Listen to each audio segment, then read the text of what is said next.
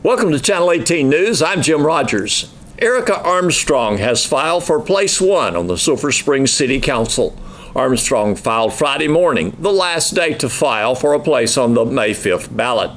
She joins challenger Justin Davidson and incumbent Craig Johnson in the race for the seat.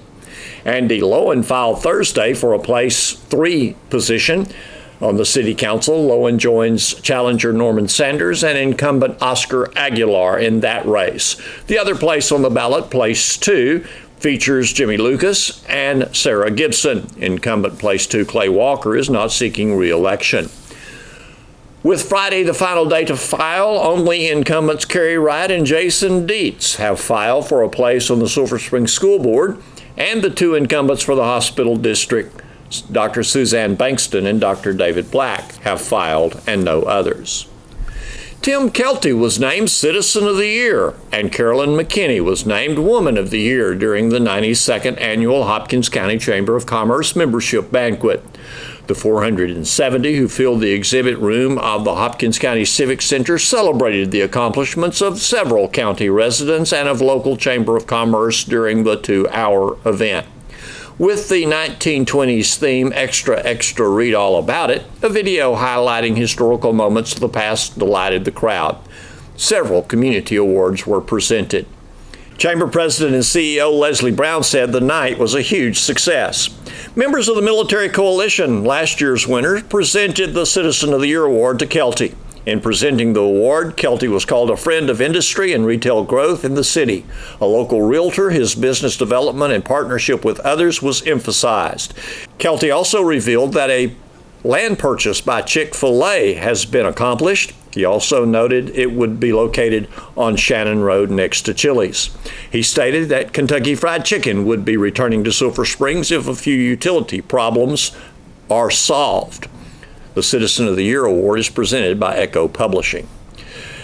Beta Sigma Phi presented the Woman of the Year. Sheila Boyd represented the Beta Sigma Phi. She presented the award to McKinney for her accomplishments in service to the community, including Dairy Festival Board and a number of other organizations.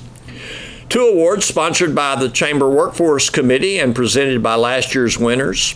Joe Wallace of Saputo presented the Large Business of the Year to Lowe's. Chad Young, owner of KSST Channel 18, presented the Small Business of the Year award to Interstate Body Shop and owner Chuck Sickles. 2 received the Caregiver of the Year award presented by the Pilot Club and represented by Jane Goldsmith. Goldsmith presented the awards to Faye Sandifer and Patricia Harrison Cooper. Local cattleman Don Smith presented the Professional Ag Workers Agriculturist of the Year to the Mark Sester family. Rochelle Johnson was named Chamber Ambassador of the Year. Kathy Singleton and Sharon Harris received the Adult Leadership Class Community Pride Award presented by County Judge Robert Newsom. The 2 ladies volunteer time and energy as they seek and save lost dogs, cats, and other creatures that are lost and looking for a home. The Chamber of Commerce Education Committee presented Sharon Ferguson, a paraprofessional at the Early Childhood Learning Center, and Como-Picton FFA teacher Michael Bowen, the Educator of the Year award. Hopkins County Sheriff Lewis Tatum received the Bobby McDonald Vision Award on behalf of the Sheriff's Department. The Vision Award recognized the thinking outside the box efforts of his department in various areas, including the county farm worked by inmates and a number of law enforcement initiatives that benefit the safety of the county. CEO Leslie Brown presented that award. Music for the evening was provided by the Sulphur Springs High School Jazz Band. You're invited to come on the 10th of March to the Silver Leo's Writing Guild's Memorial Conference. It will be held at Texas A&M Commerce, and it is a day-long event to meet authors and to find out more about good writing. To tell us more is president of the Silver Leo's Writing Guild, that's Sharon Felt. It is a conglomeration of people who love writing, do writing for a living, do writing as a hobby, or just listen to writers, what writers have won. We are a guild that was formed in 2010 by a professor from Texas A&M Commerce, Dr. Fred Tarpley. And he held a memoir class and it turned into some of the people that were in the class wanted to extend it, and so he turned it into a conference where they could learn more about the craft of writing and hear some really great speakers and some topics that would enhance their skills. And it's continued since then. In 2014, Dr. Tarpley died, and so it became the Fred Tarpley Memorial Silver Leos Conference. Well, if you talk to people who went to Texas A&M Commerce or East Texas State University, back in those days when he taught, Tarpley is a name that will start a conversation. Yes, it is. And he has written some extraordinary books. I have been fortunate to have access to some of the books that he's written just by being with Silver Leos.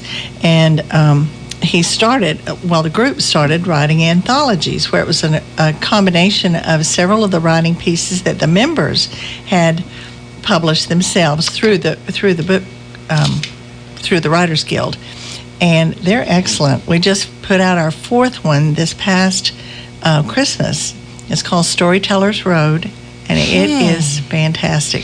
There are some extraordinary writers in there, and there are some people who just write for themselves or want to put down something for their kids, and then there are some people who have published up to 30 books and have movie rights pending, and then there are some of us who are just beginning in the publishing business. So Sharon Felt writes children's books. I do.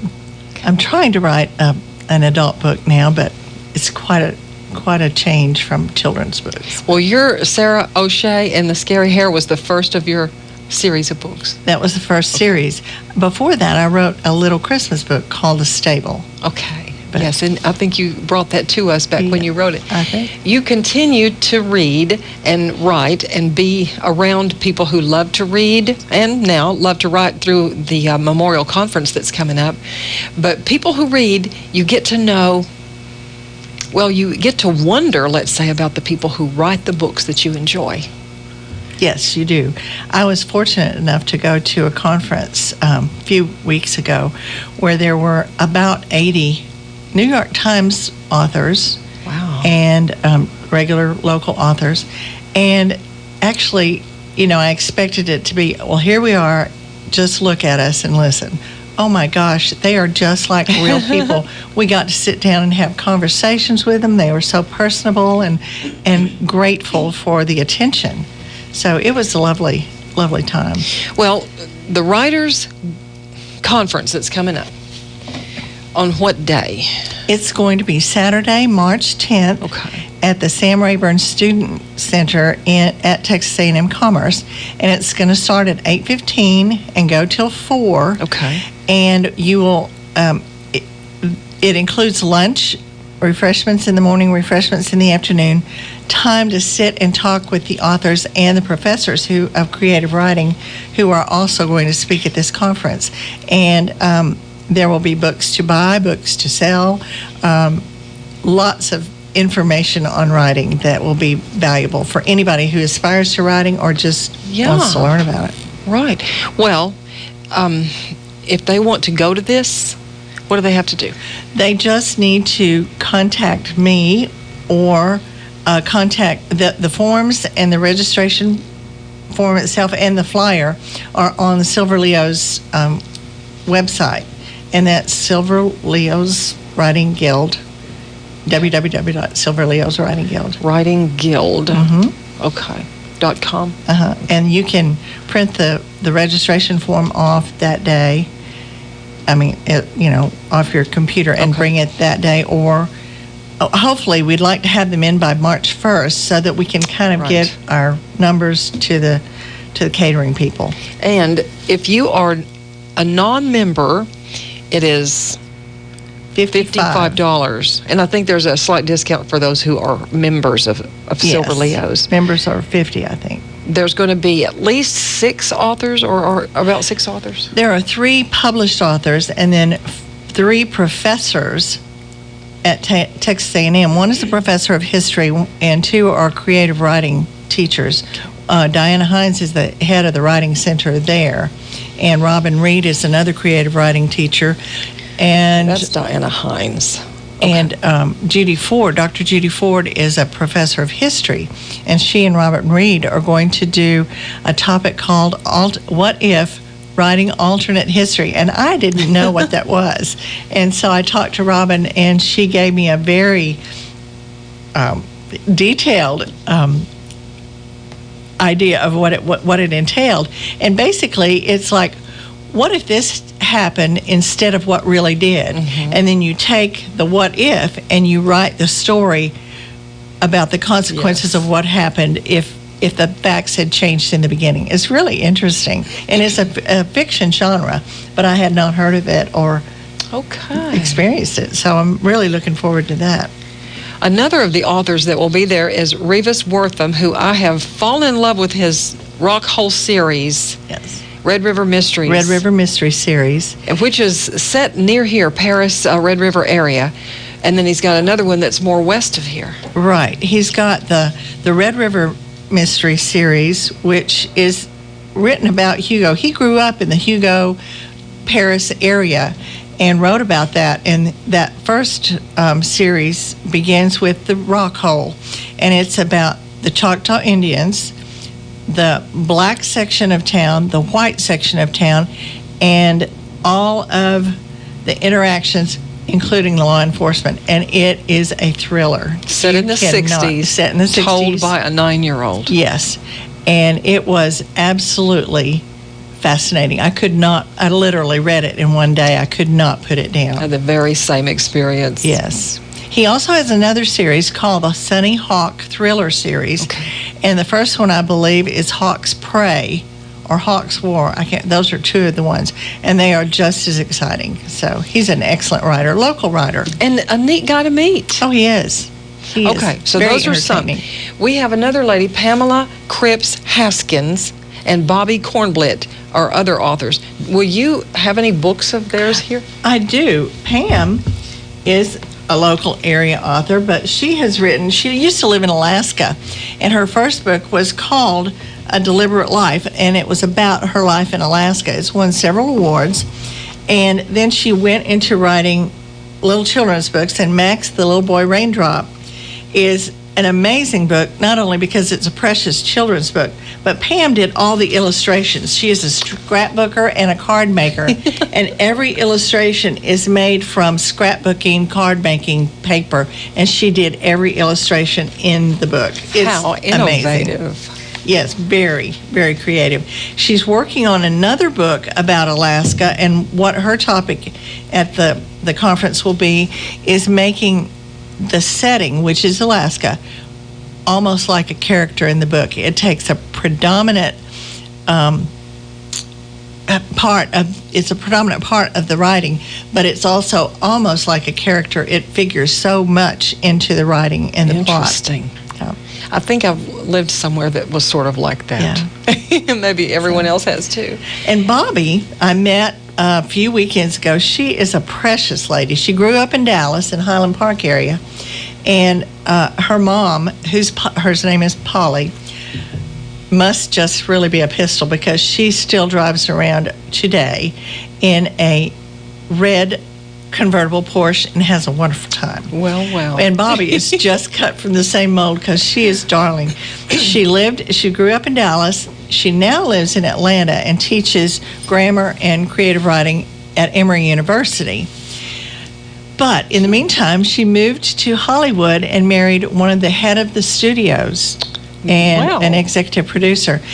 Sadly, he died a few years ago, but while she was there, she got to know pretty much about what Hollywood was like in front of the camera as well as behind. And in one of her books, the newest one, Red Carpet Rivals, she pretty much dishes the dirt on Hollywood. You find out all kind of secrets, and you learn the movie lingo, and it was just fascinating. So this is author Bobby Kornblit. Bobby Kornblit. And you have another of her And books? her first book, called Shelter from the Texas Heat, is about 3 women who grew up in the Dallas area, and anybody from this area, East Texas or the Metroplex, will love this book, because there are references to Neiman's and the Mermaid Bar there, where you can get sandwiches and stuff.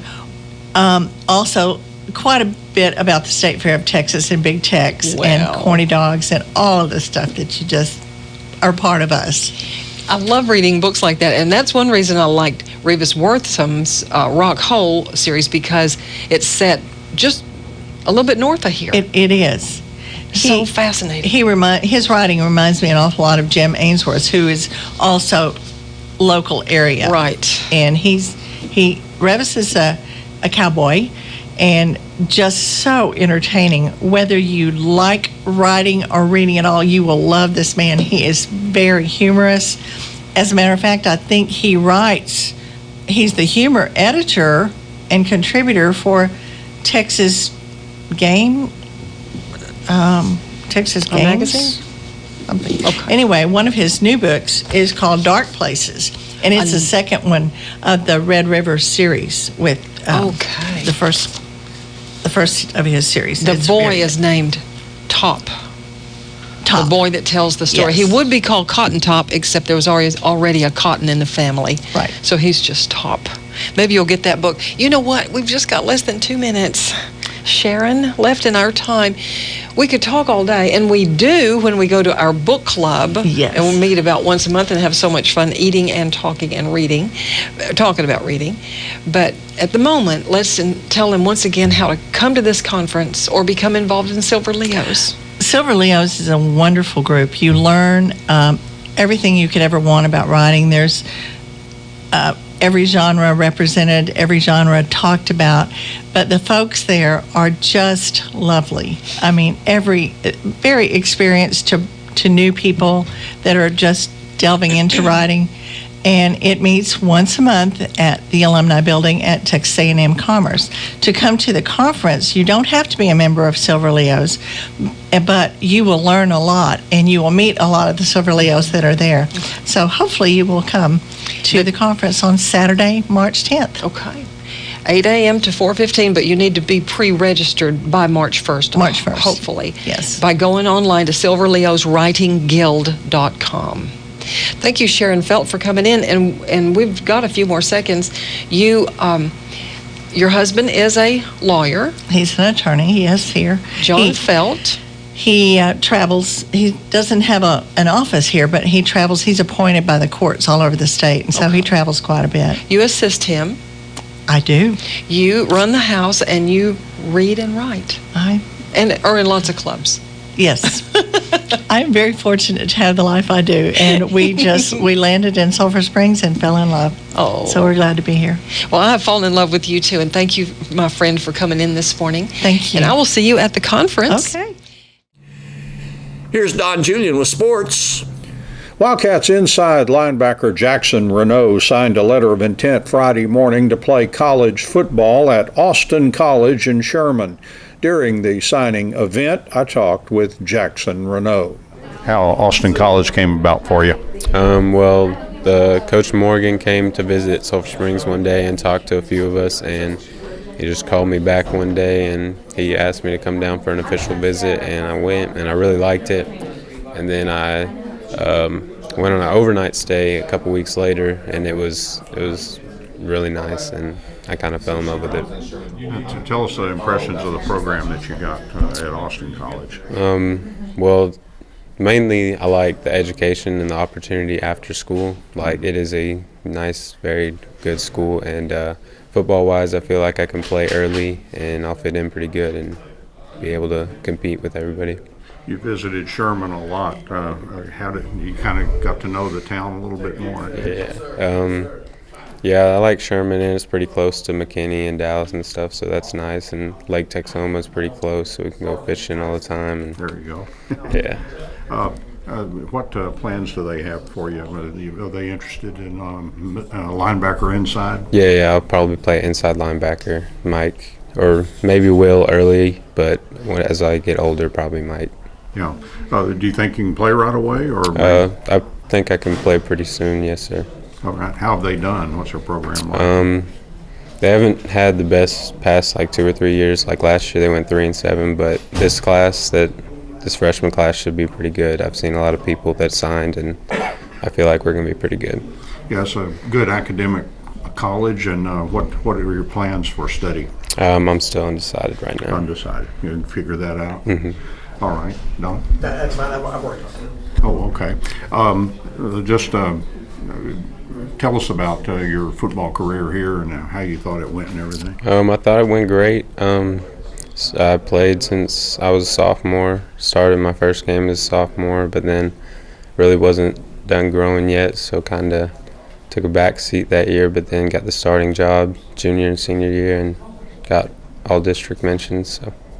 You started out, as I recall, kind of as a running back. Yeah, as a running back. Yeah. You like the defense compared to the offense? Yeah, I like defense more, but yeah, like to put the hit on them. Right? Mm-hmm. All right. Well, you had a good career here, and we wish you the best. We'll be watching you. Thank you. Proud of you. Thank you. Well, I'm excited. I'm excited for any time anybody gets an opportunity to go play at the next level, continue their education, and continue to play. I mean, there's going to be great experiences, great memories, and you meet a whole new group of friends, and you know, it's fun times. I've been through it before with myself and my son, and seen other players do it. I mean, the experiences are, you know, I mean, it's awesome. So, I mean, excited for Jackson and the opportunity he's going to get, and the parts of the country he's going to get to travel to, and just to continue to play and play as long as you can. You know, because he's good at it, and he's going to really enjoy it, and we wish him the best. The state's number 3 ranked team proved to be a mountain too high to climb for the Lady Cats basketball team as Frisco Lone Star won 71-41 in an area playoff game Thursday night at Rockwall High School. The Rangers started the game fast, scoring the first 10 points, and they led 21-10 after the first quarter. Kaylee Jefferson gave it all she had, scored 19 points. Sadavia Porter was also fearless against the mighty Rangers, and she had 15 points. The Lady Cats end a fine season with a 26-6 record. They were district co-champions and by-district champs, defeating Mesquite Poteet 52-30 on Monday night. After he met with his disappointed team, Lady Cats coach Jeff Chapman talked with media members. He agreed it was a tough way to end the season, but he said all teams end that way except for the state champion. Coach Chapman said this year topped last year when his team lost in by-district. He said Frisco Lone Star was a pretty good team and worthy of their high ranking. Coach Chapman said their players were athletic and lots of them could create their own shots. He also had lots of praise for his Lady Cats. Coach Chapman said the girls worked hard and never stopped trying in the game. He said they came to the gym when he asked them to and also stayed after practice to work on their games. No matter the venue, the Lady Cats softball team seems to find high gear when it's time for the Sulphur Springs tournament. Now, the weather made it too wet to play at Coleman Park or at Lady Cat Park this year.